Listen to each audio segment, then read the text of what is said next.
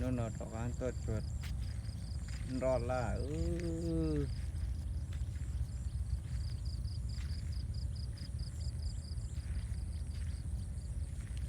tháng chả là tháng trồng khoai, tháng 2 trồng đậu, tháng 3 trồng cà, tháng 4 cày vỡ rụng ra. Chỉ rồi giò lại chút.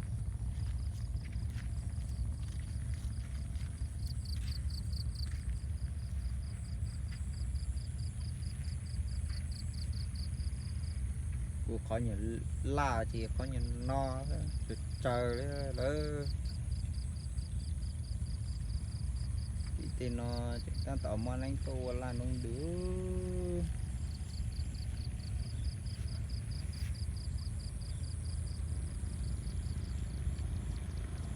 nằm mà thì đuổi son nào thì nó mua đẹp tặng như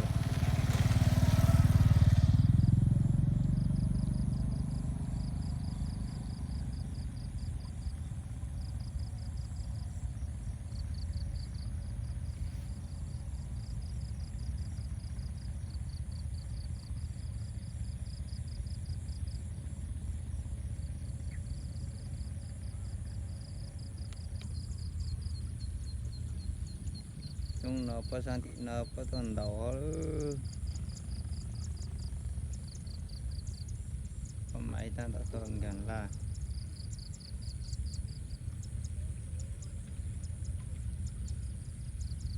nó có sang thì qua sang tạo tuần tre ha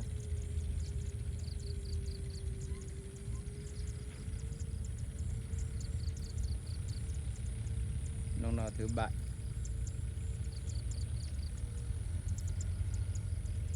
nó có tuần đầu sang thì nói chung phải ngư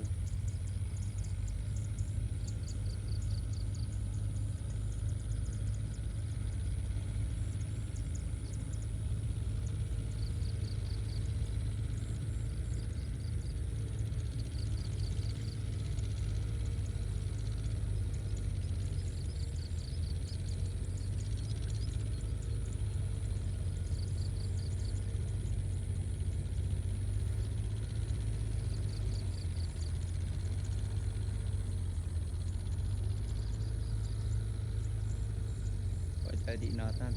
tan tạo tre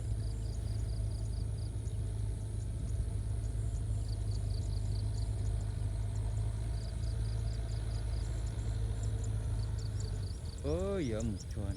ro chứ ha thay đi nó chứ để nó bây giờ tan tạo chùa hấu và tan tạo tre là ha từ nãy rồi nó theo kế sau nhon rằng phải chơi đợi nàng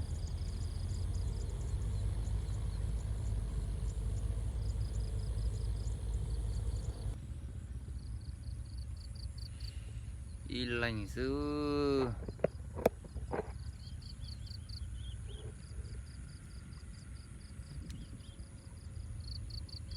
ít to là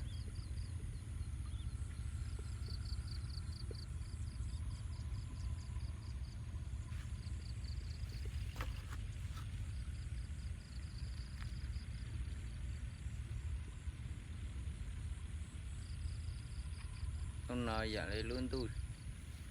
trồng trầu đấy